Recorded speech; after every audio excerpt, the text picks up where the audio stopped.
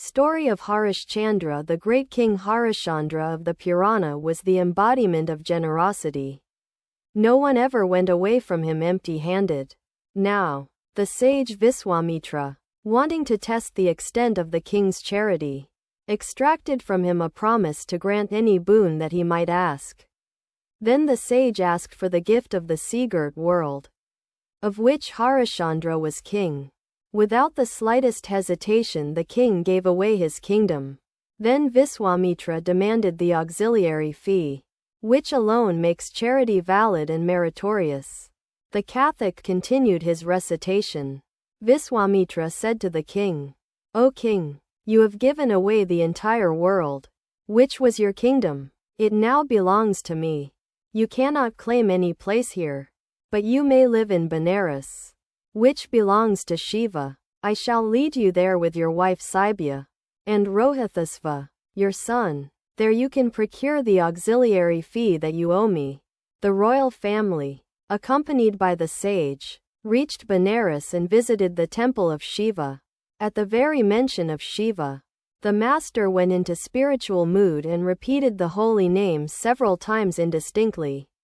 The Catholic continued. The king could not procure the fee and was compelled to sell Saibya, his royal consort, to a Brahmin. With her went Prince Rohithasva.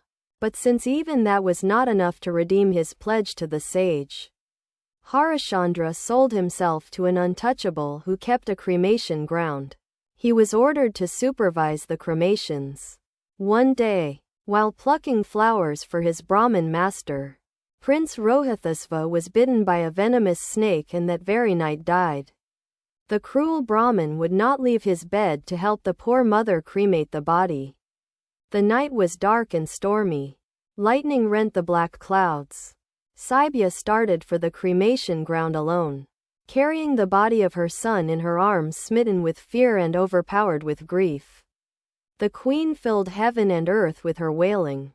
Arriving at the cremation ground, she did not recognize her husband, who demanded the usual fee for the cremation. Saibya was penniless and wept bitterly at her unending misfortunes. The impenetrable darkness was illumined only by the terrible flames of the cremation pyres. Above her the thunder roared, and before her the uncouth guardian of the cremation ground demanded his fee. She who had once been queen of the world sat there with her only child dead and cold on her lap. The devotees burst into tears and loudly lamented this tragic episode of a royal life. And what was the master doing? He was listening to the recital with rapt attention. Teardrops appeared in his eyes and he wiped them away. The Catholic continued. When the queen, wailing bitterly, uttered the name of her husband, Harischandra at once recognized his wife and son. Then the two wept for the dead prince. Yet in all these misfortunes the king never once uttered a word of regret for his charity.